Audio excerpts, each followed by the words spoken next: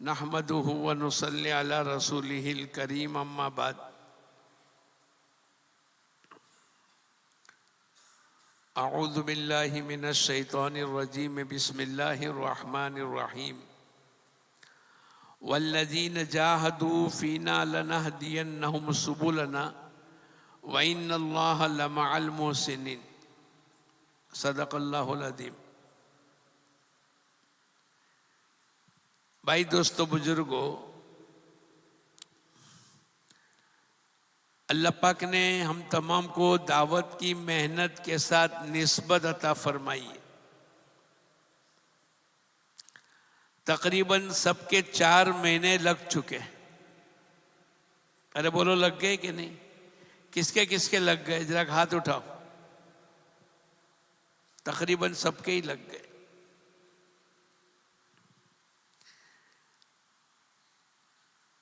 اور یہ 4 مہینے والوں کا جوڑ ہے، علماء کرام اور 4 مہینے والے۔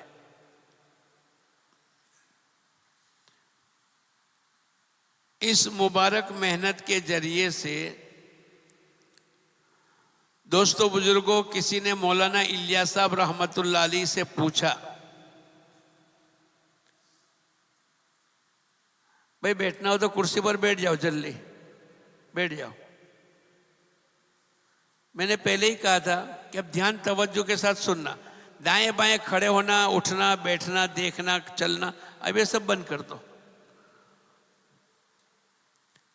کسی نے مولانا الیاس صاحب رحمت اللہ علیہ سے پوچھا کہ مولانا، آپ لوگوں کو گھر سے بے گھر کرتے ہیں، ایک گاؤں سے دوسرے گاؤں، ایک شہر سے دوسرا شہر، ایک ملک سے دوسرے ملک لوگوں کو لے جاتے ہیں، بسترا کندھے پر اٹھواتے ہیں، اور آپ جو نقل و حرکت کرتے ہیں، آپ کا مقصد کیا ہے؟ بہت آسان الفاظ کے اندر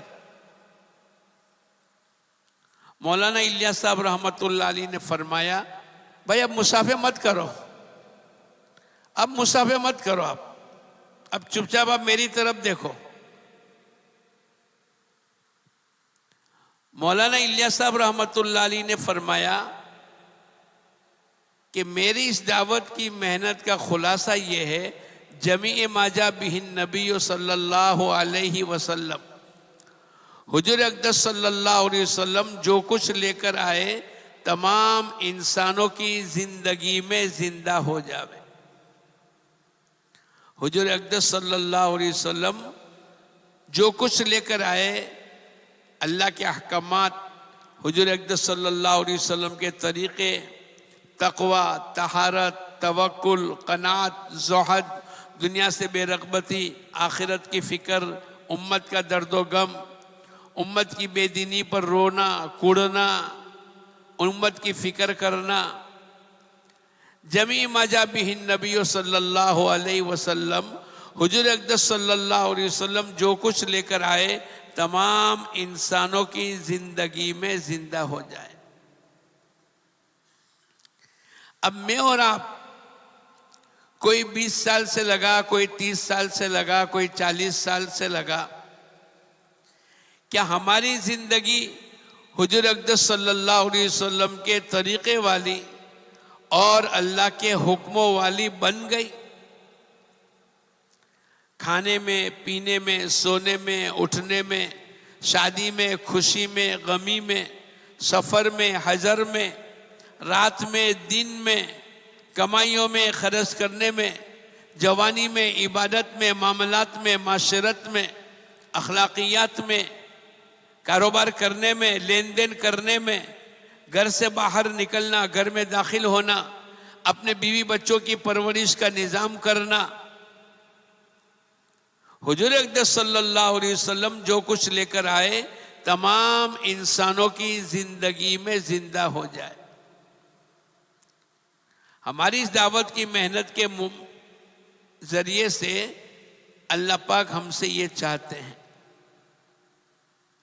اگر اتنے سالوں کے بعد بھی اگر زندگی میں تبدیلی نہیں آئی تو ہم آج کی مجلس میں نیت کریں،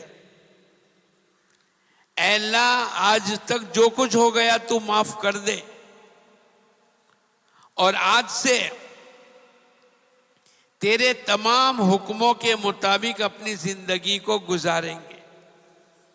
نیت کرتے ہیں انشاءاللہ، اور تمام حضور اقدس صلی اللہ علیہ وسلم کی سنتوں والی زندگی اپنے زندگی میں اتاریں گے۔ ہمارا لباس، ہمارا چہرہ، ہمارا چلنا پھرنا، لوگوں سے ملنا، ہماری خوشی، ہماری غمی، ہماری اپنے بچوں کی رخصتی، ہماری اپنی بچوں کی شادیاں غیروں کے طریقے سے نہیں کریں گے۔ اگر یہ مجمع ہمارا 200-250 کا اگر یہ نیت کر کے نمونہ بن جاوے تو انشاءاللہ پورے کچھ میں دین زندہ ہو جائے گا۔ نمونہ بننے کی ضرورت ہے۔ ابھی تو ہمارا چہرہ نہیں بدلا، ابھی ہمارا لباس نہیں بدلا، ابھی ہماری سوچ نہیں بدلی۔ یہ دعوت کی مبارک محنت کے ذریعے سے ہمیں اس بات کی فکر کرنی ہے کہ جو کچھ پیدائش سے لے کر موت تک کی زندگی، اور صبح اٹھنے سے رات کو لیٹنے تک کی زندگی کے تمام شعبے میں اللہ کے حکموں کے مطابق اپنی زندگی کو گزاروں گا، اور میں حضور اقدس صلی اللہ علیہ وسلم کے طریقے کے مطابق اپنی زندگی کو گزاروں گا۔ اس لیے کہ اللہ پاک نے قرآن پاک میں فرمایا وَمَن يَبْتَغِي غَيْرَ الْإِسْلَامَ دِينًا فَلَن يُقْبَلَ مِنْهُ وَهُوَ فِي الْآخِرَةِ مِنَ الْخَاسِرِينَ۔ اگر دین اسلام سے ہٹ کر اگر تم نے زندگی میں کوئی عمل کیا وہ اللہ کے یہاں قابل قبول نہیں ہوگا۔ اور اللہ پاک آگے فرماتے ہیں اتنا نہیں کہ دنیا میں اس کا نتیجہ بھگتنا پڑے گا، بلکہ اللہ پاک فرماتے ہیں آخرت میں خسارہ اٹھانے والوں میں سے ہو جائیں گے۔ اللہ میری تمہاری حفاظت فرماوے۔ یہ 2-5-10 سال کا مسئلہ نہیں ہے، 200-500 سال کا مسئلہ نہیں ہے، 2-5 ہزار سال کا مسئلہ نہیں ہے، 200-500 کروڑ سال کا مسئلہ نہیں ہے۔ جو کامیاب ہو گیا وہ ہمیشہ کے لیے کامیاب ہو گیا، اور جو ناکام ہو گیا وہ ہمیشہ کے لیے ناکام ہو گیا۔ خالدین فیہا ابدا، ہمیشہ ہمیش کی زندگی۔ اگر ہم یہ چاہتے ہیں اللہ پاک چین، سکون، اطمینان، راحتیں، برکتیں، عزتیں، قبر کی راحتیں، پل صراط پر بجلی کی طرح گزرنا، اور آخرت کی تمام منزلوں میں اللہ پاک کامیابی عطا فرماوے، اور پورے مجمع میں آدم علیہ السلام سے لے کر قیامت تک آخری انسان کے مجمع میں اللہ پاک کی طرف سے اعلان ہو فلاں ابن فلاں، فلاں فلاں کا بیٹا ہمیشہ کے لیے کامیاب ہو گیا، اب کبھی ناکامی کا منہ نہیں دیکھے گا۔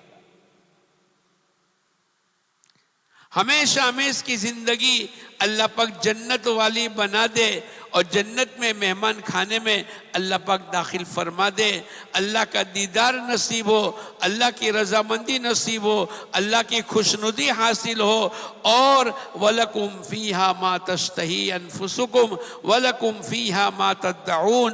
جو تمہارے اندر کے جذبات ہوں گے وہ تمام جذبات کو اللہ پاک پورے کریں گے۔ وہ کب ہوگا جب دنیا میں آدمی اللہ کی مرضیات کے مطابق اپنی زندگی کو گزارے۔ اور اگر ایسا نہیں کیا، اپنی چاہت کے مطابق چلتے رہے، اللہ کے احکامات کو توڑ دیا، پیارے نبی کے طریقے کو چھوڑ دیا، تو اللہ پاک قرآن پاک میں فرماتے ہیں وَمَنْ أَعْرَضَ عَنْ ذِكْرِي فَإِنَّ لَهُ مَعِيشَةً ضَنْكًا۔ جو میرے احکامات کو توڑے گا، جو میرے نبی کے طریقے کو چھوڑے گا، جو قرآن کے خلاف کی زندگی کو گزارے گا، اللہ پاک ڈنکے کی چوٹ پر فرماتے ہیں ایسے انسانوں کی زندگی کو میں تنگ کر دوں گا۔ آج بولو ہماری زندگیاں تنگ ہے،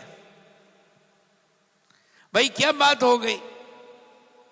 اس لیے کہ قرآن یوں کہتا ہے تمہارے پاس سب کچھ ہے، تمہارے پاس سونے چاندی کے ڈھیر ہے اور مالیات کے نقشے ہیں اور آرام اور راحت کی چیزیں ہیں، لیکن اللہ کے احکامات نہیں، حضور اقدس صلی اللہ علیہ وسلم کے طریقے نہیں۔ اس دعوت کی مبارک محنت کے ذریعے سے دوستو بزرگوں یہ چاہا جاتا ہے ہماری زندگی حضور اقدس صلی اللہ علیہ وسلم کے طریقے والی، ہماری زندگی اللہ کے حکموں والی، ہماری زندگی اللہ کی مرضیات والی گزر جاوے تو اللہ پاک دنیا بھی بنائیں گے اور اللہ پاک ہماری آخرت کی زندگی کو بنائیں گے۔ اس لیے نیت کرو، اے اللہ جو کچھ ہو گیا اس کو تو معاف کر دے۔ آج سے میں اور آپ نیت کریں کہ اللہ کا حکم پورا کریں گے اور اللہ کے نبی کی سنت کے مطابق اپنی زندگی کو گزاریں گے، کریں گے۔ کون کون نیت کرتا ہے؟ پہلی چیز، اس دعوت کی مبارک محنت کے ذریعے سے ہمیں یقین ہو، قُلْ هَذِهِ سَبِيلِي أَدْعُو إِلَى اللَّهِ عَلَى بَصِيرَةٍ، اے نبی جی آپ لوگوں کے درمیان میں اعلان کر دو یہ میرا راستہ ہے۔ ادعو الی اللہ، میں لوگوں کو اللہ کی طرف بلاتا ہوں، علی بصیرۃ، پورے یقین کے ساتھ۔ ہماری پہلی دعوت کی محنت کرنے والوں کی شرط کیا ہے کہ اس دعوت کی مبارک محنت کے ذریعے سے اللہ پاک سوئی سے لے کر جنت فردوس میں داخل ہونے تک کے تمام مسائل کا حل اللہ پاک نے اس دعوت کی مبارک محنت میں رکھا ہے۔ ہمیں دائیں بائیں جھانکنے کی اور دیکھنے کی ضرورت ہی نہیں۔ اس کا دین، اس کا کھانا، اس کی شادی، اس کی رخصتی، اس کا لباس، نہیں۔ اللہ پاک نے ترکت فیکم امرین، حضور اقدس صلی اللہ علیہ وسلم فرماتے ہیں میں تمہارے درمیان میں دو چیزوں کو چھوڑ کر کے جاتا ہوں، اگر ان دونوں کو مضبوطی سے پکڑو گے، اللہ کے نبی فرماتے ہیں کبھی گمراہی تک نہیں پہنچو گے، اللہ پاک تمہیں ہدایت دے گا۔ پہلی بات قرآن پاک کو پکڑ لو، اور دوسرا فرمایا میری سنتوں کی اتباع کر لو۔ ہر چیز کے اندر میرے اللہ کا حکم کیا ہے اور حضور اقدس صلی اللہ علیہ وسلم کا طریقہ کیا ہے۔ یا ایھا الذین آمنوا هل ادلکم علی تجارۃ تنجیکم من عذاب علیم، اے ایمان والو میں تم کو بہترین تجارت نہ بتاؤں جو تم کو دردناک عذاب سے نجات دے۔ یہ کس کا وعدہ ہے؟ ارے بولو، اللہ کا وعدہ ہے۔ یا ایھا الذین آمنوا، ہم ایمان والوں سے خطاب ہے۔ یا ایھا الذین آمنوا هل ادلکم علی تجارۃ، اے ایمان والو میں تم کو ایسی بہترین تجارت نہ بتاؤں، تنجیکم، ہم تم کو دردناک عذاب سے نجات دیں گے، جس محنت کے نتیجے پر اللہ پاک آخرت کے دردناک عذاب سے نجات دیں گے، اس محنت کے نتیجے پر اللہ ہماری دنیا کو نہیں بنائے گا۔ ارے بولو، دعوت کی محنت کرنے والوں کی پہلی شرط ہے کہ ہمیں یقین ہو جاوے کہ ہماری سوئی سے لے کر جنت میں جانے تک کے تمام مسائل کا حل اللہ پاک نے دین اور دین کی محنت میں رکھا ہے۔ دوسرا یقین، جیسے اللہ پاک نے انبیاء علیہ السلام کی مدد فرمائی، ایسی اللہ پاک کا وعدہ ہے اِنَّا لَنَنْصُرُ رُسُلَنَا وَالَّذِينَ آمَنُوا فِي الْحَيَاةِ الدُّنْيَا وَيَوْمَ يَقُومُ الْأَشْهَادُ۔ جیسے انبیاء علیہ السلام کی مدد کرتے ہیں، ایمان والوں کی بھی مدد کریں گے اس دنیا میں، وَيَوْمَ يَقُومُ الْأَشْهَادُ، اور قیامت کے میدان کے اندر بھی اللہ پاک مدد فرمائیں گے۔ یہ اللہ پاک کا وعدہ ہے۔ اللہ پاک کا وعدہ ہے ان تنصروا اللہ ینصرکم ویثبت اقدامکم، تم اللہ کے دین کی مدد کرو گے، بولو ہماری مدد کون کرے گا؟ اللہ مدد کرے گا۔ دوسرا وعدہ وَيُثَبِّتْ أَقْدَامَكُمْ، ہم تمہارے قدموں کو جمائیں گے، ہمارے قدم ڈگمگانے نہیں دیں گے۔ ہواؤں کی وجہ سے اور دنیا کے لپیٹوں کی وجہ سے اور دنیا کے حالات کی وجہ سے ہمارے قدم استقامت کے ساتھ ایمان اور عمل صالحہ پر اللہ پاک جمائیں گے۔ یہ اللہ پاک کا وعدہ ہے۔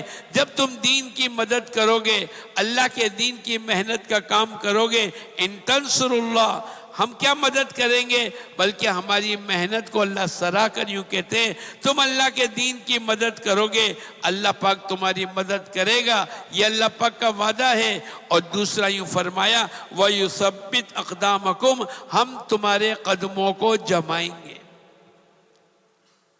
اور اللہ کا وعدہ کبھی بھی غلط، اللہ اس کے رسول کی بات کبھی بھی غلط، آج ہمیں یقین نہیں۔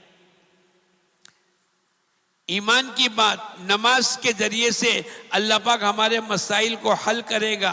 الصدق ینجی والکذب یہلک، سچائی انسانوں کو نجات دے گی، جھوٹ انسانوں کو ہلاکت میں ڈالے گی۔ آج ہمیں یقین نہیں کہ سچ بولیں گے تو نجات ملے گی، سچ بولیں گے ہمارا مال کا نقصان ہوگا اور جھوٹ بولیں گے ہمارے مال میں اضافہ ہوگا، یہ ہمارا یقین ہے۔ ورنہ پیارے نبی نے فرمایا الصدق ینجی، سچائی انسانوں کو نجات دے گی اور جھوٹ انسانوں کو ہلاکت میں ڈالے گی۔ سچ بولنے والا کبھی ناکام ہوا ہے؟ لیکن ہمارے یقین کی کمزوری کی بنیاد کے اوپر اگر 2 روپے کا نفع نظر آیا تو بولو بجائے سچ کے کیا بولتے ہیں؟ ارے بولو، جھوٹ بول لیتے۔ یہ یقین آنا چاہیے۔ صلہ رحمی کریں گے، حضور اقدس صلی اللہ علیہ وسلم نے فرمایا اللہ تمہارے مال میں برکت دے گا، تمہاری عمر میں برکت دے گا، لیکن کب دے گا؟ جب آدمی صلہ رحمی والا عمل کرے۔ اس لیے پہلی شرط یہ ہے ذالک الکتاب لا ریب فیہ، یہ وہ کتاب ہے جس میں ذرہ برابر بھی شک کی گنجائش نہیں، اس کے احکامات یقینی ہیں، اس کے وعدے یقینی ہیں، اس کے چھوڑنے پر جتنی وعیدیں ہیں وہ یقینی ہے، جنت کا یقین، جنت کا تذکرہ یقینی، جہنم کا تذکرہ یقینی، قوموں کے عروج و زوال کے واقعات یقینی ہیں۔ اسی لیے قرآن پاک کی پہلی آیت الف لام میم، اس کا ترجمہ کوئی نہیں جانتا، آگے یوں فرمایا ذالک الکتاب لا ریب فیہ، یہ وہ کتاب ہے جس میں ذرہ برابر بھی شک کی گنجائش نہیں۔ اور پہلی آیت کے ذریعے سے اللہ پاک نے ہم تمام کے ایمان کو ٹٹولا ہے کہ تمہارے اندر یقین کی کیفیتیں ہونی چاہیے۔ جو میرے اللہ نے کہہ دیا وہ یقینی ہے، جو میرے نبی نے فرما دیا وہ یقینی ہے۔ ساری دنیا کی آنکھیں غلط دیکھ سکتی ہے، ساری دنیا کا تجربہ غلط ہو سکتا ہے، لیکن اللہ اس کے رسول کی بات کبھی بھی غلط، ارے بولو، نہیں ہو سکتی۔ ابو درداء رضی اللہ تعالیٰ عنہ مسجد میں بیٹھے، باہر سے ایک آدمی آیا، اے ابو درداء آپ کے مکان کو آگ لگ گئی۔ کچے مکانات تھے، بڑی تیزی کے ساتھ ہوا چل رہی تھی اور ایک کونے پر آگ لگ گئی۔ تو کسی نے آ کر یوں کہا اے ابو درداء جلدی سے جائیے، آپ کے مکان کو آگ لگ جائے گی۔ مکان کو آگ لگ گئی، ہوا بڑی تیزی کے ساتھ چل رہی ہے، مسجد میں بیٹھے ہیں، کوئی دوربین نہیں، کوئی کیمرہ نہیں، لیکن پہلی بات ذالک الکتاب لا ریب فیہ، یہ وہ کتاب ہے جس میں ذرہ برابر بھی شک کی گنجائش نہیں۔ مسجد میں بیٹھ کر کہنے لگے میرے مکان کو آگ نہیں لگ سکتی۔ دوربین نہیں ہے، کیمرہ نہیں ہے، اپنے مکان اور محلے کو نہیں دیکھ رہے۔ آج کل تو آدمی جہاں کہیں جاتا ہے بولو اپنے کارخانے کو اور اپنے مکان کو دیکھ لیتا ہے کہ نہیں؟ وہ زمانہ ایسا نہیں ہے۔ دوسرا آدمی آ کر کہنے لگا اے ابو درداء جلدی سے جائیے، آپ کے مکان کو آگ لگ گئی۔ بولے میرے مکان کو آگ نہیں لگ سکتی۔ تیسرے آدمی نے آ کر خبر دی، ابو درداء کہنے لگے میرے مکان کو آگ نہیں لگ سکتی۔ چوتھے آدمی آ کر کہنے لگے اے ابو درداء محلے میں آگ لگی تھی اور ہوا بڑی تیز کی تھی اور آگ لگتے لگتے آپ کے مکان کے قریب آ کر آگ بجھ گئی.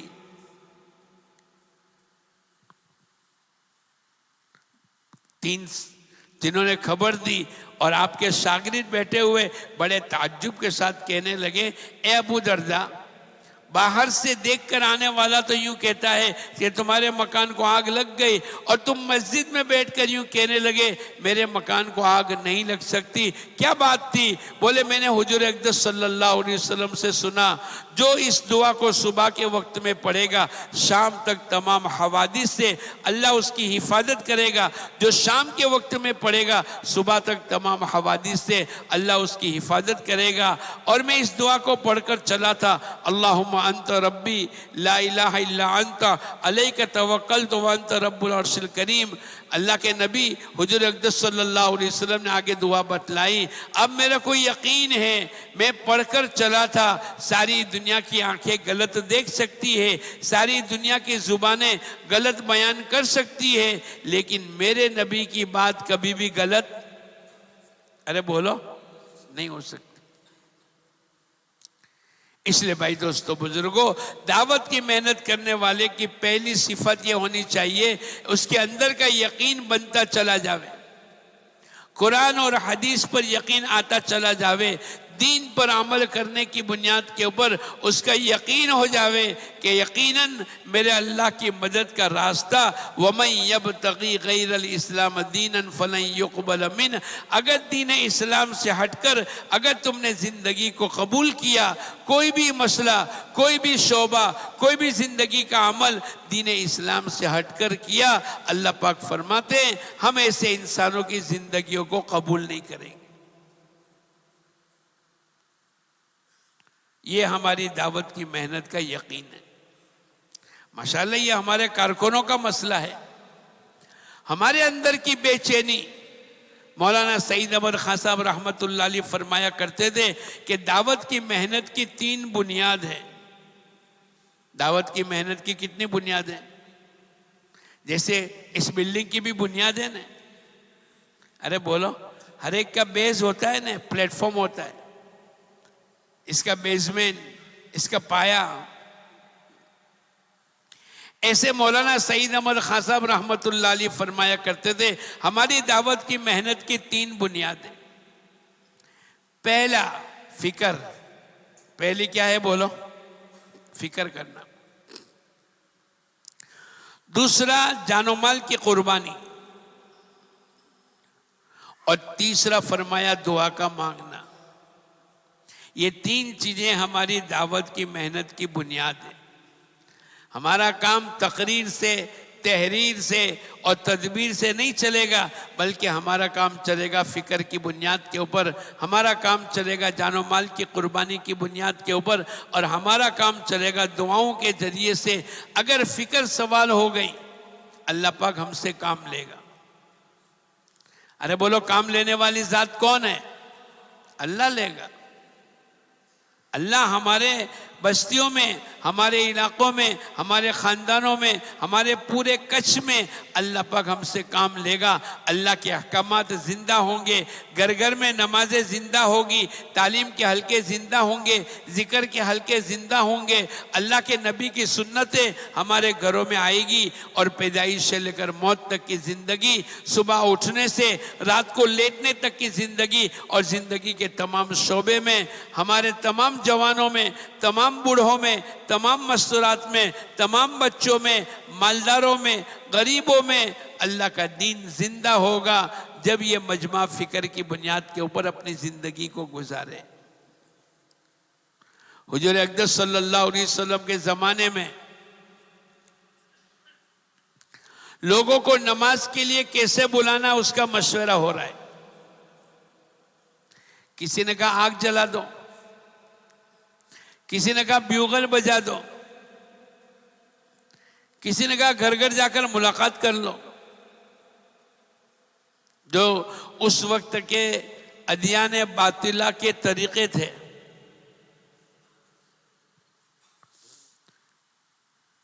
لیکن کوئی بات طے نہیں ہوئی اور مشورے کی مجلس بکھر گئی.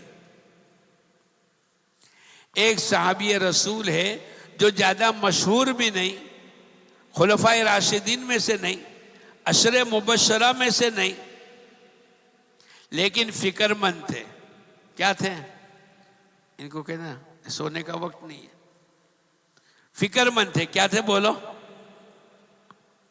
یہ فکر کے ساتھ پوری رات بے چینی کے اندر گزاری کہ حضور اقدس صلی اللہ علیہ وسلم کے قلب مبارک میں ایک بات آئی ہے، اور نماز کے لیے لوگوں کو کیسے بلانا اور کیسے جمع کرنا اس کی فکر ہو رہی ہے، اور کوئی بات ابھی مشورے کے درجے پر ہوئی ہے، کوئی فیصلے کے درجے پر نہیں ہوئی۔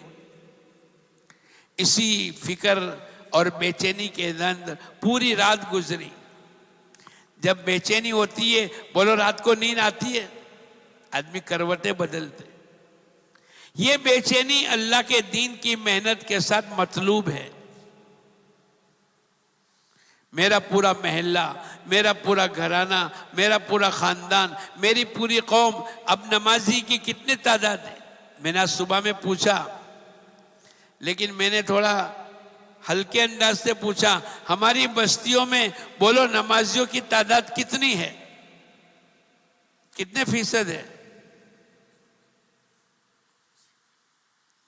گزشتہ جب جماعت ہماری چلی تھی تو لوگوں نے کھڑے ہو کر بتلایا ہمارے علاقے میں 2% نماز ہے۔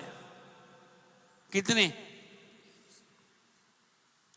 اب بتاؤ، جس بستی میں 98% نماز نہ ہو وہاں اللہ کی رحمتیں کیسے اترے گی؟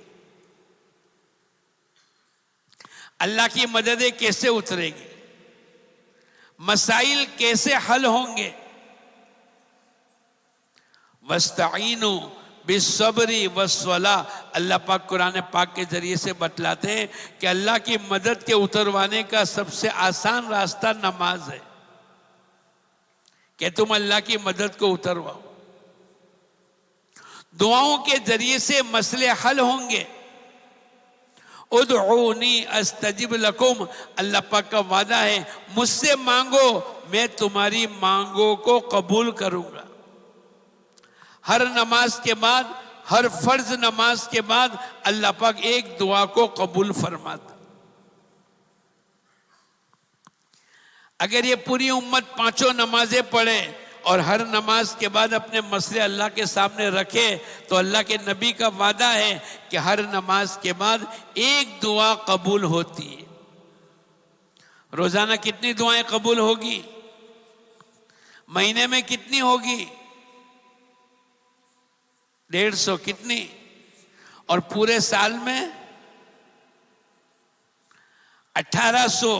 اگر یہ پورا مجمع نماز پر لگ جاوے اور ہر نماز کے بعد ایک دعا اللہ پاک قبول فرما لے تو کیا 1800 مسئلے ہمارے پورے سال بھر میں تھوڑے آئیں گے؟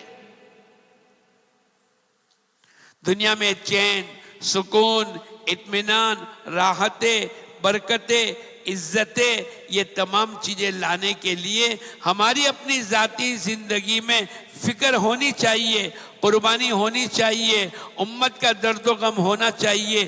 یہ 4 مہینے والوں کا جوڑ اسی لیے ہے تاکہ ہماری بے چینی، ہماری فکروں کے نتیجے پر اللہ پاک پورے علاقے کو قبول کر لے۔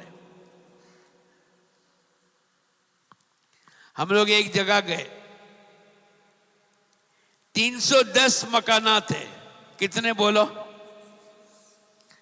ہم نے پوچھا کہ بھائی آپ کے 310 مکانات میں کتنے گھروں میں تعلیم کا حلقہ لگتا ہے؟ ایک آدمی کھڑے ہو کر کہنے لگے مولانا 303 مکانوں میں تعلیم ہو رہی ہے۔ کتنے؟ ہمارے یہاں ہو رہی ہے۔ گزشتہ دسمبر کے اجتماع میں جب پورے علاقے میں سفر کیا، آپ کے یہاں پوچھا تو آپ کے لوگوں نے کہا ہمارے یہاں 2% نماز ہے۔ ایک علاقے میں گئے، انہوں نے کہا کہ ہمارے حلقے میں 10 مسجدیں ہیں۔ پوچھا نمازیوں کی تعداد کتنی ہے؟ بولے 100% نماز زندہ ہے۔ کتنی؟ ارے بولو 100%۔ پھر مولانا نے پوچھا یہ تو مردوں کا حال ہے. بھائی مرد لوگ مسجد میں آ گئے, کتنے مکان ہیں؟ تو بولے 50 مکان ہیں, 100 بالغ مرد ہیں, 100 کے 100 نمازی ہو گئے. مرد مسجدوں میں آ کر نماز پڑھنے والے بن گئے. لیکن مستورات. اب مولانا نے دوسرا سوال کیا کہ بھئی مردوں میں تو ماشاءاللہ 100% نماز زندہ ہے, لیکن مستورات کا کیا حال ہے؟ تو وہ آدمی کہنے لگا مولانا مردوں سے زیادہ مستورات نماز کے پابند ہے. کیا مطلب؟ بولے جیسے ہی اذان ہو گئی تمام مستورات اپنے کھیتوں میں چھوڑ دیا, اپنے پکانے کے کچن کو چھوڑ دیا, اپنی مشغولی کو چھوڑ دیا, اور سب کے سب نماز میں لگ جاتے ہیں. کسی نے حضور اقدس صلی اللہ علیہ وسلم سے پوچھا اے اللہ کے نبی بہترین عمل کیا ہے؟ بہترین عمل کیا ہے؟ حضور اقدس صلی اللہ علیہ وسلم نے فرمایا اول وقت میں نماز کا پڑھنا.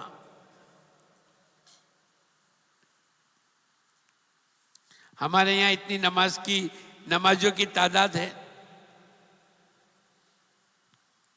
پھر ایک علاقے میں ہم لوگ گئے, مثلا فجر کی نماز میں 80 آدمی آتے ہیں, 80 آدمی, اور فجر کی نماز کے بعد ان کا مشورہ ہوتا ہے.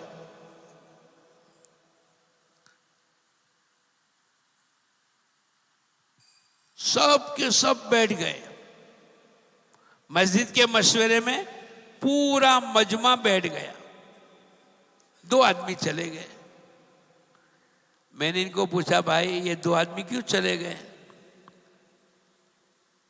بولے جب سردی کا زمانہ ہوتا ہے تو ایک آدمی رکشہ چلاتا ہے, وہ بچوں کی وردی مارتا ہے, اور ٹھنڈی میں نماز تاخیر سے ہوتی ہے تو اسکول کا ٹائم ہو جاتا ہے. وہ گرمی کے دنوں میں تو بیٹھتا ہے لیکن سردی کے دنوں میں نہیں بیٹھتا, اور ابھی سردی کا وقت ہے, اسکول کی وردی مارنے کے لیے گیا. اور میں نے پوچھا دوسرا آدمی؟ تو کہنے لگا اس کے والد بہت بیمار ہے, اور وہ آدمی جو بیمار ہے وہ مسجد تک نہیں آ سکتے, یہ جا کر ان کو نماز پڑھائے گا, وضو کرائے گا. یہ جلدی سے اس لیے جاتا ہے کہ میرے والد کی نماز قضا نہیں ہو جاوے, ورنہ فجر میں 80 آدمی آتے ہیں, 78 آدمی مسجد و جماعت میں بیٹھتے ہیں.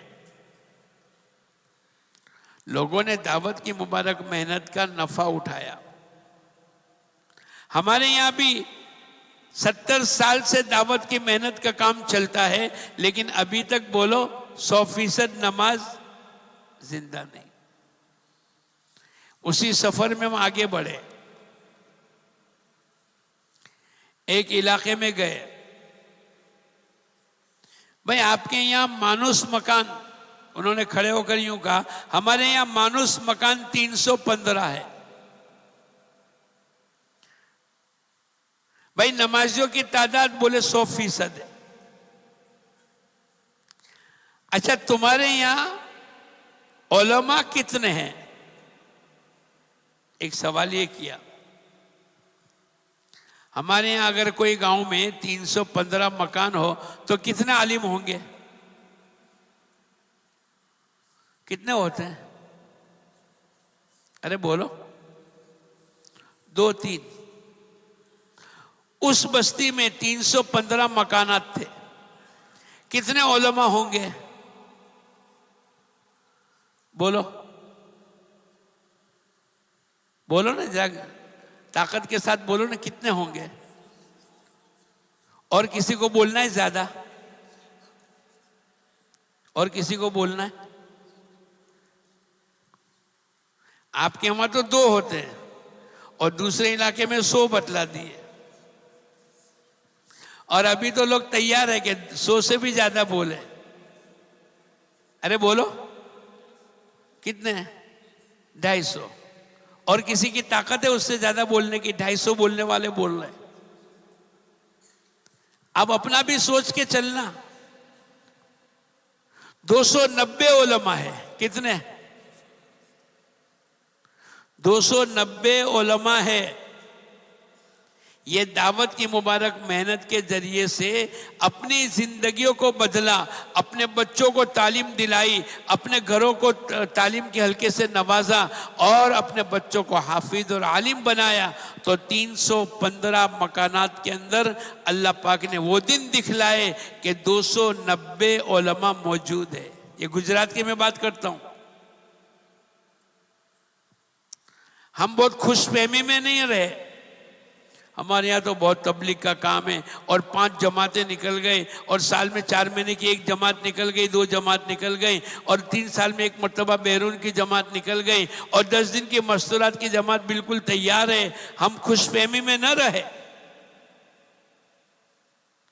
ہماری اس دعوت کی مبارک محنت کے ذریعے سے 100% نماز زندہ ہو، 100% اللہ کے احکامات زندہ ہو، 100% حضور اقدس صلی اللہ علیہ وسلم کے طریقے زندہ ہو۔ مسجد میں داخل ہو رہے اور الٹے پیر سے داخل ہو گئے، اللہ پاک کی طرف سے تنبیہ کے طور پر ہمارے گھروں میں بیلوں کی طرح داخل ہوتے ہو، تم کو میرے گھر میں مسجد میں داخل ہونے کا طریقہ بھی معلوم نہیں، ایک مرتبہ زندگی میں بھول ہو گئی اور الٹے پیر سے داخل ہو گئے، اللہ پاک کی طرف سے تنبیہ آئی اور یوں کہا بیلوں کی طرح داخل ہوتے ہو۔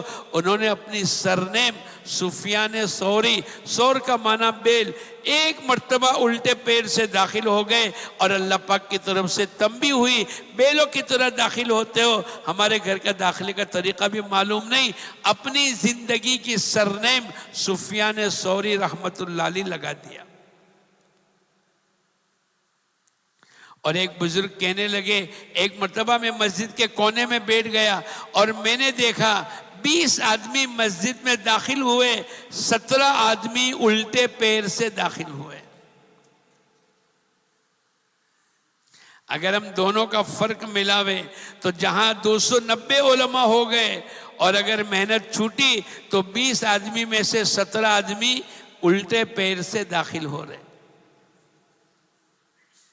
حالانکہ قیامت تک کے لیے لَقَدْ كَانَ لَكُمْ فِي رَسُولِ اللَّهِ أُسْوَةٌ حَسَنَةٌ، بہترین نمونہ حضور اقدس صلی اللہ علیہ وسلم کی ذات بابرکت صحابہ کرام نے اپنی زندگی کو دعوت کی محنت کے ساتھ متصب کیا، اور ایمان بھی بنا، نماز بھی بنی، اللہ کا تعلق بھی بنا، حقوق بھی ادا ہوئے، آخرت کی فکر بھی آئی، اور ہر عمل میں اللہ کی رضامندی کا جذبہ بھی ہوا، اور پورا جان پورا مال اللہ کے دین کے تقاضے پر لگایا۔ تو صحابہ کیا فرماتے تھے؟ ہمارے جیسے ہو جاؤ، کونو مثلنا، ہمارے جیسے ہو جاؤ۔ کیا بات تھی؟ اس لیے کہ اپنی جان و مال کو لگایا اور دعوت کی محنت کے نتیجے پر اپنی زندگی کو نمایاں بنایا تھا، اللہ کے حکموں والی اور قرآن اور حدیث کے مطابق اپنی زندگی کو بنایا تھا۔ تو ساری دنیا کے انسانوں کے بیچ میں یہ دعوت کی محنت کرتے ہوئے یہ یوں کہتے تھے، کنو مثلنا، ہمارے جیسے ہو جاؤ۔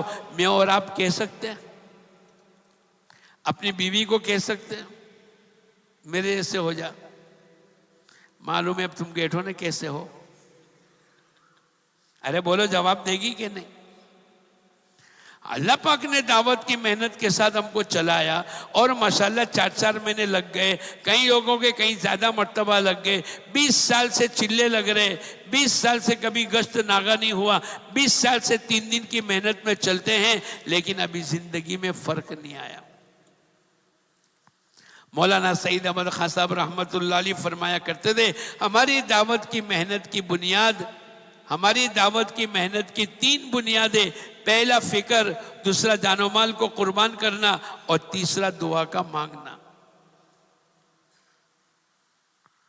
تو میں آپ کو سنا رہا تھا کہ نماز کے متعلق جمع کرنے کا مشورہ چل رہا ہے، لیکن کوئی فیصلہ نہیں ہوا، تو وہ پوری رات بے چینی میں گزاری۔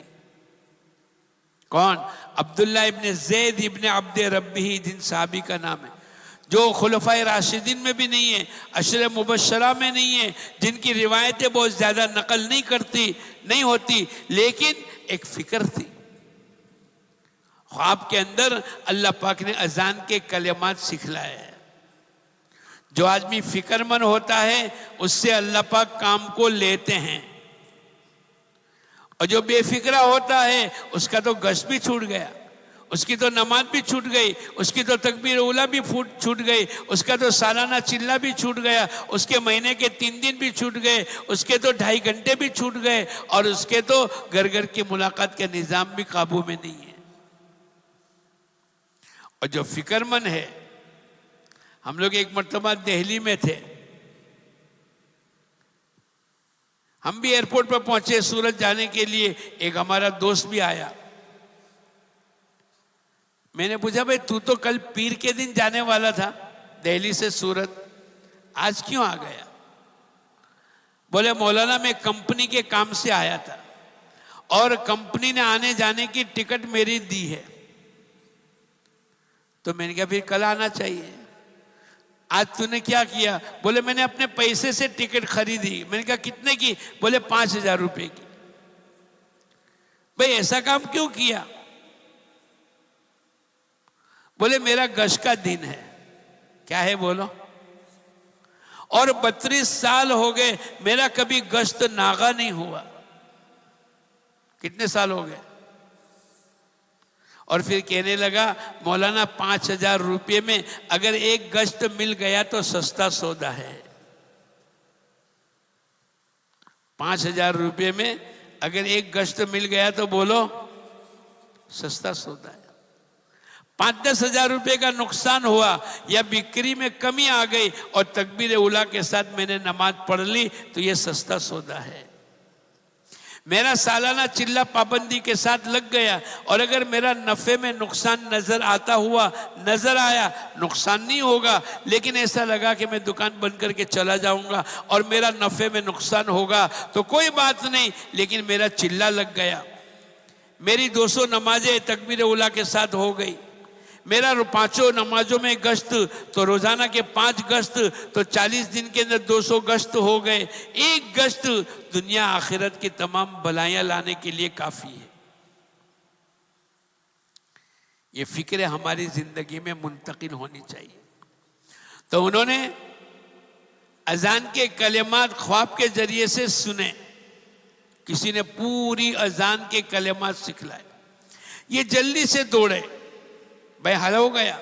لوگوں کو نماز کے لیے بلانے کا مسئلہ تھا اور اسی بے چینی کے ساتھ زندگی گزر رہی تھی اور پوری رات بے چینی کے ساتھ گزری۔ اللہ پاک نے خواب کے ذریعے سے پورے اذان کے کلمات سکھلا دیے۔ اب یہ جلدی سے گئے اور انہوں نے یوں کہا، اے اللہ کے نبی، خواب کے ذریعے سے اللہ نے اذان کے کلمات میرے کو سکھلا دیے۔ حضور اقدس صلی اللہ علیہ وسلم نے فرمایا، جاؤ بلال کو اٹھاؤ، بلال کو آواز دو، بلال کو بلا کے لے آؤ۔ یہ بلال کو بلا کر لے آئے، اب ان کو اذان کے کلمات بتلا دو۔ اور حضرت بلال سے کہا اوپر اونچی جگہ پر کھڑے رہ کر اذان کے کلمات کو کہو۔ جیسے انہوں نے اللہ اکبر کہا تو حضرت عمر رضی اللہ تعالیٰ عنہ اپنے چادر کو گھسیٹے ہوئے، چادر جو اوڑھ کر سوئے تھے وہ چادر کے ساتھ گھسیٹے ہوئے آئے اور آ کر یوں عرض کیا، اے اللہ کے نبی، میں نے بھی یہی کلمات خواب کے ذریعے سے سیکھے ہیں۔ اے اللہ کے نبی، میں نے بھی آج کی رات کے اندر یہ تمام کلمات کو سیکھے ہیں۔ حضور اقدس صلی اللہ علیہ وسلم نے فرمایا، عبداللہ ابن زید ابن عبد ربی یہ سبقت لے گئے، اب قیامت تک جتنی اذان ہوں گی بولو کن کے حصے میں جائے گی؟ عبداللہ ابن زید ابن عبد ربی کے حصے میں۔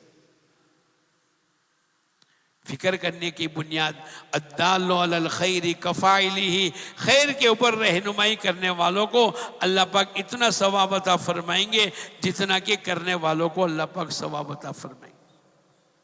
یہ اپنی بہت بڑی آخرت کے بنانے کا موقع اللہ نے دیا۔ نماز کے ذریعے سے اللہ پاک سے لینے کا مسئلہ اللہ پاک نے ہم کو دیا ہے۔ ہم اپنی نماز پر ایسی محنت کریں اور ایسی نماز کو نمایاں بناوے کہ نماز کے بعد جو کچھ مانگے اللہ پاک ہماری مانگوں کو پوری کر دے۔ ہم تو اوروں کی طرح نماز پڑھتے اور نماز کے بعد سیدھے بھاگ جاتے ہیں، ہمیں یہ بھی پتہ نہیں وَاسْتَعِينُوا بِالصَّبْرِ وَالصَّلَاةِ۔ اللہ پاک قرآن پاک کے اندر فرمایا کہ تمہارے مسئلے نماز کے ذریعے سے اور روزے کے ذریعے سے اللہ پاک حل کرے گا۔ اگر نماز پڑھ کر دعا مانگیں گے، اللہ پاک کا وعدہ ہے ان الصلاۃ تنہا عن الفحشاء والمنکر، نماز بے حیائی اور بری باتوں سے روکے گی۔ نماز کے باوجود بھی ایک آدمی گناہ کرے، چگلی کرے، غیبت کرے، نافرمانی کرے، چوری کرے اور ناجائز کام کو کرے، تو بولو وہ نماز کے بنانے کی محنت کرنے کی ضرورت ہے کہ نہیں؟ یہ ہماری دعوت کی مبارک محنت کے ذریعے سے یہ نماز کی کیفیت ہماری بننی چاہیے کہ جب بھی مسئلہ آ جاوے ہم 2 رکعت پڑھ کے اللہ سے کہے اور اللہ پاک ہمارے مسئلے کو بولو۔ حضرت شیخ نے کلی کا واقعہ بیان کیا ہے۔ ارے بولو، ایک جگہ سے دوسری جگہ سامان کو منتقل کرتا تھا، ایک آدمی آ کر کہنے لگا بھائی میرے کو بھی لے جاؤ نا، وہاں جانا ہے۔ اگر میں پیدل چل سکتا تو چلتا، لیکن میرے پاؤں میں تکلیف ہے۔ جب ان کو بٹھایا اور جو راستہ عام تھا وہاں لے جانے لگے، اس نے کہا بھائی یہ راستہ بہت اچھا ہے۔ بھائی میں نے نہیں دیکھا۔ ارے میں نے دیکھا ہے، اور گھاس چارا بھی بہت ہے، چلو ٹھیک ہے۔ اب یہ لے کر گیا اور وہاں پہنچ کر ویرانہ جنگل میں ختم ہو گیا راستہ۔ اب اس نے کہا چلو تیرے کو بھی ماروں گا اور تیرے تمام سامان کو بھی لوٹوں گا۔ ارے بھائی میرے کو چھوڑ دے۔ بولے نہیں، اچھا میرے کو 2 رکعت پڑھنے کا موقع دے دے۔ کتنی رکعت؟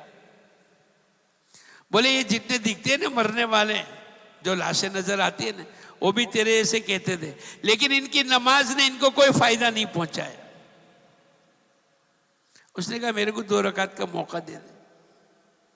لیکن نماز پر محنت ہوئی، نماز کے ذریعے سے اپنے اللہ سے مسائل کے حل کرنے کو سیکھا تھا۔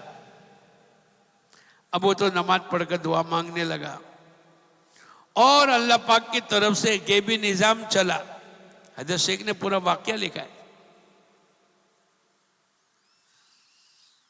تو اللہ کی مدد آ گئی اور آسمان سے فرشتہ اترا اور اس کی گردن کو مروڑ کر کے اس کو ختم کر دیا، اور یہ جلدی سے دوڑا۔ کون ہے؟ بولے تیری دعا پر، پہلے تیرے دعا پر آسمان کے دروازے تک آواز پہنچی اور فرشتوں کا نظام حرکت میں آ گیا، اور اللہ پاک نے میرے کو تیری مدد کرنے کے لیے بھیجا۔ میں 4تھے آسمان کا فرشتہ ہوں۔ وہ نماز میرے تمہارے پاس بھی موجود ہے۔ اتنے پرانے 20 سال کے چلے لگ رہے ہیں، 30 سال سے گشت ہو رہا ہے اور 30 سال سے تعلیم کے حلقے میں بیٹھتے ہیں، لیکن دوستو بزرگوں، یہ تمام صفات سے ہماری زندگیاں مزین ہونی چاہیے، اللہ کا تعلق ہمارا ہونا چاہیے۔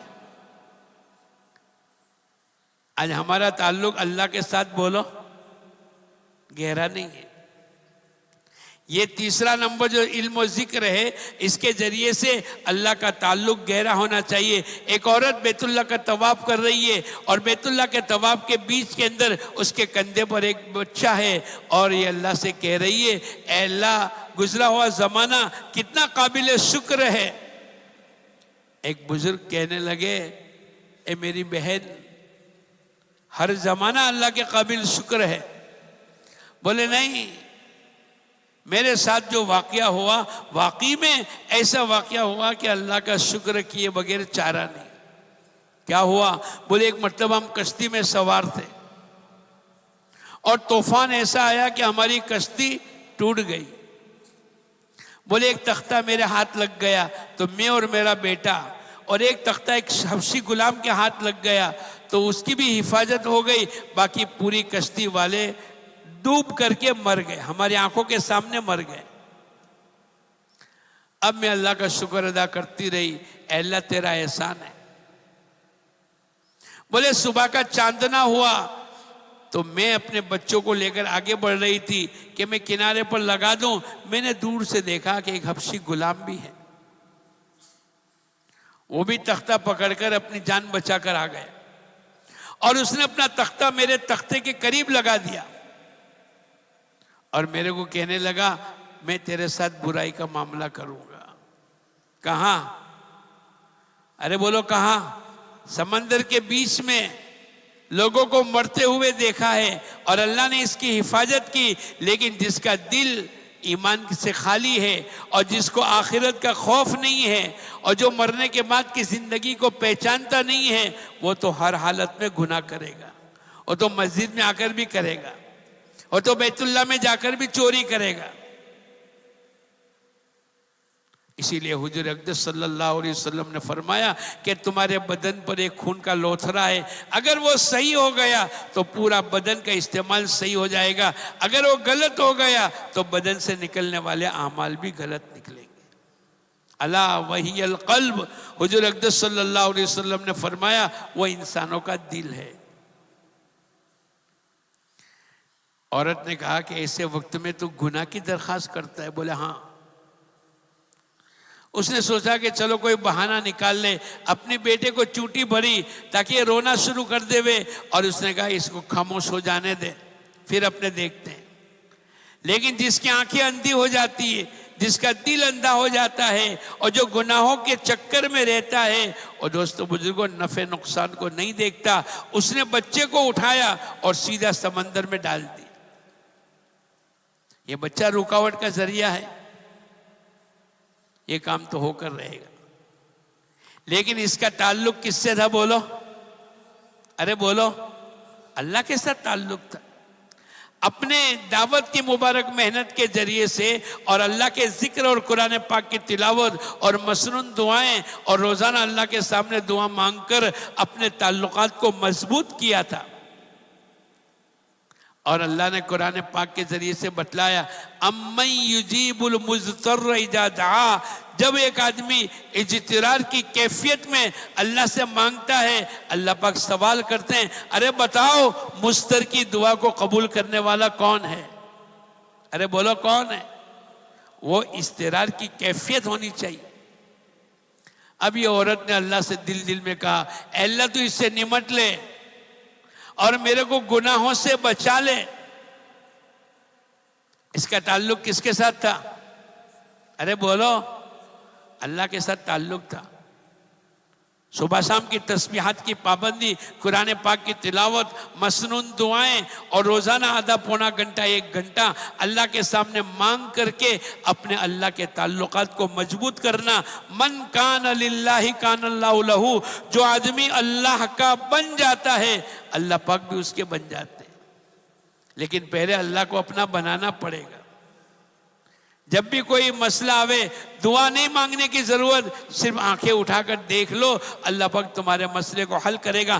رابعہ بصریہ عبادت کر کے، نماز پڑھ کے، دعا مانگ کر کے اب اپنے کچن میں جا رہی ہے کہ میرے شوہر آ کر کیا کھائیں گے، چلو کھانا پکا لے وے، تو پیاز نہیں ہے۔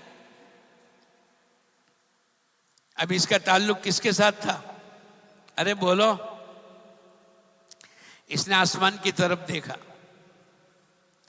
ایک پرندہ وہاں سے گزرا، اس کی چونچ کے اندر پیاز ہے اور اوپر سے اس نے گرایا، سیدھا رابعہ بصریہ کے دامن میں آ گیا۔ اللہ نے اس کی ضرورت کا انتظام کر لیا۔ کیوں؟ اس لیے کہ اس کا تعلق کس کے ساتھ تھا؟ اللہ کے ساتھ تھا۔ ہم نے اپنے اللہ کو پہچانا ہی نہیں کہ جب بھی مسئلہ آئے گا تو ہم دکان، مکان، پلاٹ، مزدوری، کھیتی باڑی اور بزنس اور اسی کے چکر میں اپنی زندگی کو گزارتے چلے جا رہے۔ 20 سال ہو گئے، 25 سال ہو گئے، 15 سال ہو گئے دعوت کی مبارک محنت کو کرتے کرتے، لیکن ابھی ہماری نگاہ غیر اللہ پر اٹکی ہوئی ہے۔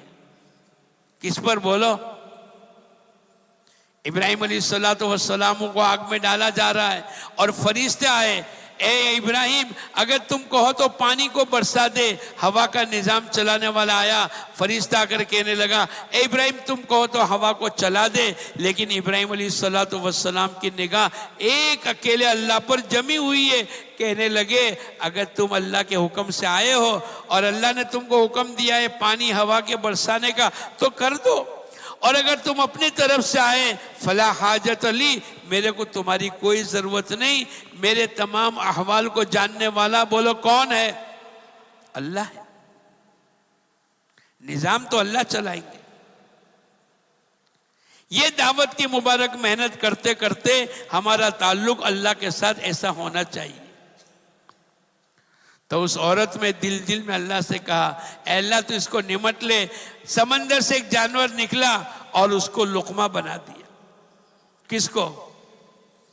حبشی غلام کو. اب یہ آگے بڑھتی گئی تو ایک دور سے کشتی بڑی اسٹیمر نظر آئی.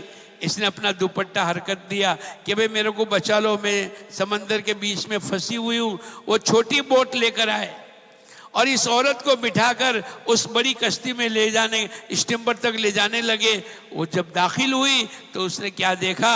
اس پر تو اپنا بچہ موجود ہے. جو بچہ حبشی غلام نے سمندر میں پھینک دیا وہ بچہ اسٹیمر میں موجود ہے.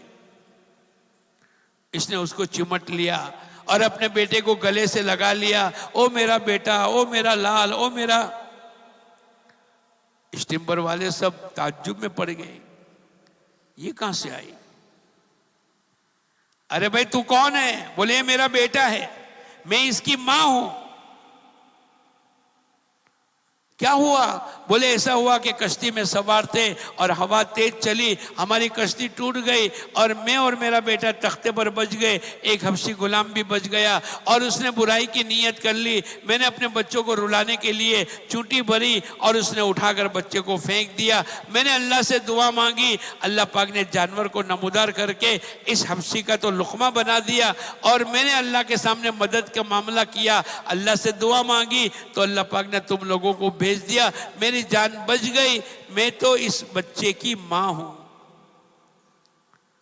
تو وہ کہنے لگے کشتی والے، اسٹیمر والے، سن، ہم بھی بڑی تیزی کے ساتھ چل رہے تھے اور دور سے ایک جانور نظر آیا اور اس کی پشت پر یہ بیٹا تیرا بیٹا تھا اور ایک آواز آئی اگر تم اس کو اٹھاؤ گے تو ٹھیک ہے ورنہ تمہاری کشتی کو سمندر میں ہم غرق کر دیں گے. ہم نے فوراً آواز سن کر اس کی طرف لے گئے اور جانور کی پیٹھ سے اس بچے کو اٹھایا اور ہم نے اس کو کھلایا پلایا نہلایا اور اس کو لے کر چلے، اس لیے کہ اس کی حفاظت پر، اس کے اٹھانے پر ہماری پوری اسٹیمر کی حفاظت کا وعدہ تھا. تو یہ تو اس طریقے سے ہم کو ملا. تو کہنے لگے تم بھی اللہ کا شکر ادا کرو اور میں بھی اللہ کا شکر ادا کروں کہ اللہ پاک نے تمہاری بھی مدد فرمائی اور اللہ پاک نے میری بھی مدد فرمائی. یہ کیا تھا؟ من کان للہ کان اللہ لہ. جو آدمی اللہ کا بن جاتا ہے اللہ پاک اس کے بن جاتے ہیں. اس محنت کے ذریعے سے دوستو بزرگوں ہمارا تعلق کس سے ہونا چاہیے؟ ارے کس سے؟ آن لائن میں ہونے چاہیے. رات کو 12 بجے کوئی فون کرتا ہے، ارے بھائی 12 بجے تو نے فون کیا تو میں نے دیکھا کہ تو، ارے بولو، آن لائن میں تھا. تیرے کو اللہ کا ذکر کرنا چاہیے، قرآن کی تلاوت کرنی چاہیے، جلدی سے سو جانا چاہیے، جلدی سے تہجد میں اٹھ جانا چاہیے. اس کی بجائے تو کیا تھا؟ تو آن لائن میں کس کے ساتھ رہنے کی ضرورت ہے؟ اللہ کے ساتھ. اور جب اللہ کو چھوڑ کر ہم کسی اور چیز میں آن لائن میں ہو جاتے ہیں تو پھر نمازیں بھی چھوٹ جاتی ہے، تہجد بھی چھوٹ جاتا ہے، مانگنے کو بھی چھوٹ جاتا ہے. ارے بھائی کیا ہو گیا؟ ہمارے ایک بزرگ فرماتے ہیں روزانہ صبح صادق سے پہلے 2.5 گھنٹے پہلے بیدار ہوتے. کتنے؟ اور اپنی ضروریات سے فارغ ہو کے نماز پڑھی، قرآن کی تلاوت کی اور دعا میں لگ جاتے ہیں. 1.5 گھنٹہ دعا میں لگاتے ہیں. کتنے؟ اپنے لیے، اپنے رشتہ دار کے لیے، خاندان کے لیے. ایک دن میرے کو بھی ملے، میرے کو بولے تیرے نام کی بھی میں روزانہ دعا مانگتا ہوں. یہ مدارس، یہ محتمم صاحب، یہ شیخ الحدیث، یہ جماعتیں، یہ فلاں رشتہ دار، یہ پورا خاندان. 1.5 گھنٹے. اور اللہ پاک پہلے آسمان پر آ جاتے ہیں اور اعلان کرتے ہیں ہے کوئی مغفرت کا مانگنے والا، ہے اپنی ضرورت کا مانگنے والا، ہے کوئی اپنے مسائل کا چاہنے والا. اور ایسے وقت کے اندر میں اور آپ بولو. یہ محنت کا خاصہ ہے کہ دعوت کی مبارک محنت کے ذریعے سے اللہ پاک ہماری زندگیوں کو قبول کرے، ہمارا تعلق اللہ کے ساتھ ہو جاوے. جب بھی کوئی مسئلہ آ جاوے یہ اللہ کے سامنے ہاتھ اٹھاوے، اللہ پاک اس کے مسئلے کو حل کر دے. یہ تبلیغ میں جانے کے وقت میں یوں کہے کہ میرے پاس پیسے نہیں ہیں. ارے دنیا میں آئے تو کیا لے کر آئے تھے؟ اللہ نے سبق سکھلایا. اے بیٹے تو دنیا میں آیا تو خالی ہاتھ آیا. آج تو مکان کا مالک ہے، آج تو نے 2000 روپے کی چشمے کی فریم پہنی ہے، تیرے جیب کا موبائل کتنے روپے کا ہے؟ تیرا گھر کتنے روپے کا ہے؟ لوگ کہتے ہیں میں غریب ہوں. ہمارے علاقے میں پوچھتا ہوں تمہارا مکان کتنے کا؟ بولے 5 کروڑ. تمہارا کتنے کا؟ بولے 2.5 کروڑ. تمہارا کتنے کا؟ تو کروڑ پتی کی اولاد ہے سب. کون ہے؟ آپ کو بھی میں پوچھوں؟ آدمی کہتا ہے اوہ، جب تشکیل ہوتی ہے تو آدمی منہ ایسا بناتا ہے جیسے کچھ ہے ہی نہیں. غریب، مفلس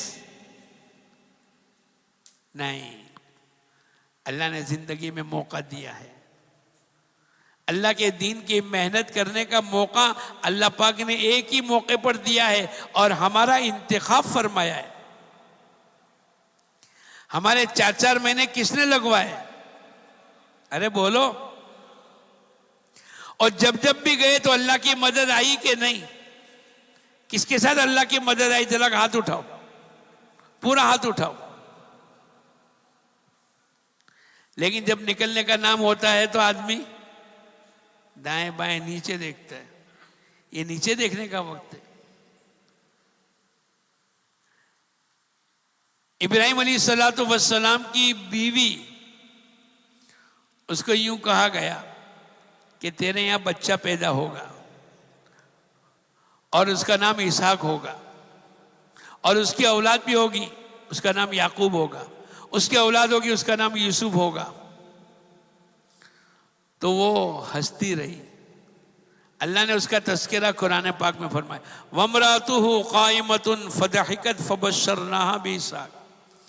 جب اس کو یوں کہا گیا تو میں بانجھ عورت، میرے شوہر بوڑھے، اور میرے کو کیسے بچہ ہوگا اور اس کا نام اسحاق رکھیں گے؟ وہ ہنسنے لگی. اللہ پاک کہنے لگے کیا اس سے پہلے تمہارے ساتھ اللہ کی مدد نہیں آئی؟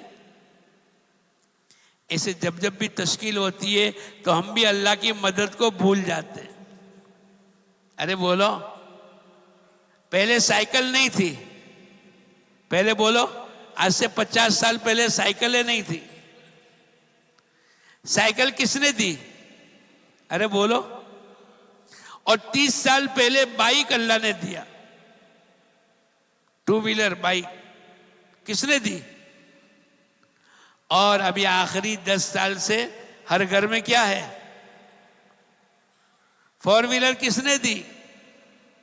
کون سی محنت پر ملی؟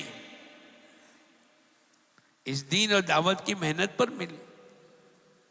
اور آدمی بھول جاتا ہے. عزتیں کس نے دی؟ ہم جاتے ہیں تو شاہی دسترخوان اللہ پاک لگواتے ہیں. ہماری کوئی ٹھیکیداری ہے، ہماری کوئی برانچ ہے، ہمارے کوئی ملازم رہتے وہاں. یہ تمام چیزیں اللہ پاک کی طرف سے.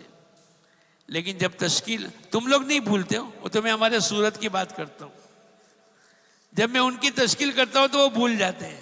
کچھی لوگ نہیں بھولیں گے. کچھی لوگ بھولنا، کچھی لوگ نہ بھولن. تو نیت کرو انشاءاللہ کہ ہم سب 4 مہینے لگائیں گے. لگاؤ گے؟ لگاؤ گے؟ ذرا زور سے تو انشاءاللہ بولو. کون کون لگائے گا؟ ذرا پورا ہاتھ اٹھاؤ، پورا ہاتھ اٹھاؤ.